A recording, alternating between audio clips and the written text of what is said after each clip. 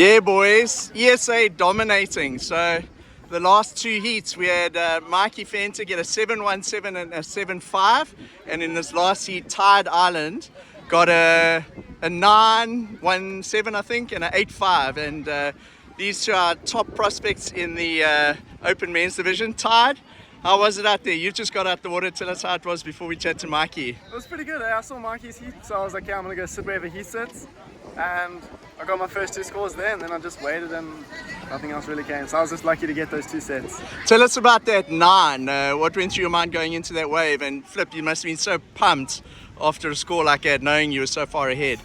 I didn't think I was gonna get it. I was paddling it, so I was like, oh, I'm not gonna make it. Flip, man. And I was like, wait, no. And then I got it, and it all just linked up and went together, and I was just didn't think I was gonna get a 9. I thought I was gonna get like a 7, but I was happy with that. And Mikey, you set the tone pretty much for Tide's heat because you sat deep behind the pool and really raised the bar with some of the fastest fluid surfing. You were surfing almost like a QS event out there compared to what we've seen today. So run us through your heat and how you're feeling going into the rest of the rounds.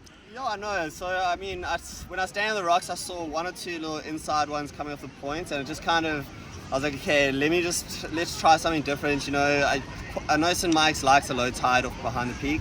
So I just went there, paddled straight out there, and everyone kind of drifted wide. And then after my first one, I started feeling a bit better. And then, yeah, as the heat progressed, that was kind of my strategy, just keep busy.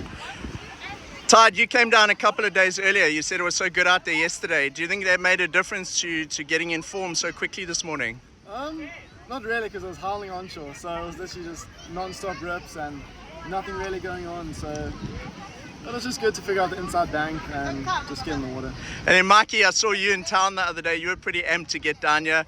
What are your thoughts going into tomorrow?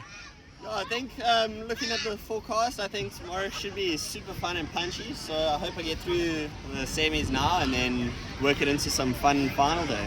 Well, good luck, boys. Go ESA! Woo!